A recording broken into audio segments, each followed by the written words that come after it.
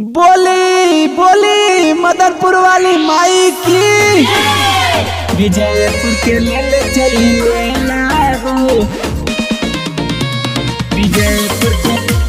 विजयपुर के विजयपुर के ले चली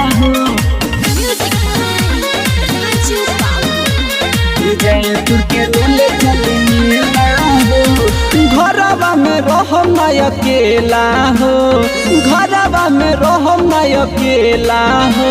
विजयपुर के ले चली मेला हो, विजयपुर के ले चली मेला हो। गौआ के जात बाटे ठेला हो, गौआ के जात बाटे ठेला हो। विजयपुर के ले चली मेला हो, विजयपुर के ले चली मेला हो। विजयपुर के विजयपुर के विजयपुर के ले चली मेला हो, मेला हो। ललकी चुनरिया किन के ले आती माई के हम चढ़ाइब हो। सासु ससुर के संग लेके चली माई के दर्शन कराई हो, माई के दर्शन कराई हो। ललकी चुनरिया किन के ले आती माई के हम चढ़ाइब हो। सासु ससुर के संग लेके चली माई के दर्शन कराई हो, हमारा से करी जानी खेला हो, हमारा से करी जानी खेला हो।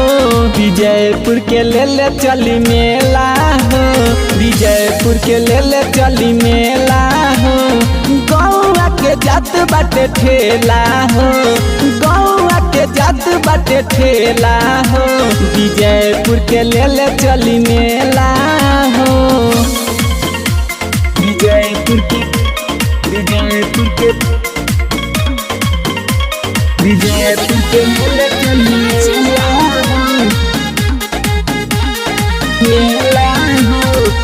हर साल जाले रवि दुलारा अपन लेके घर वाली हो। हमके ले चली सुनिए सैया झुलुआ लगाई दिन के डाली हो, झुलुआ लगाई दिन के डाली हो।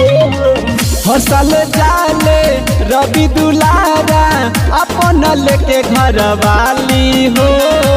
हमके ले चली सुनिए सैया झुलुआ लगाई दिन के डाली हो, डाली हो। किन के ले आदि से अकेला हो, किन के ले आदि से अकेला हो।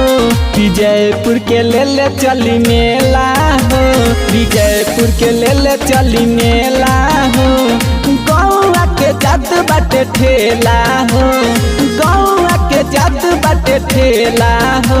विजयपुर के ले चली मेला हो, ले चली बड़ा भीड़ मेला लागल बा।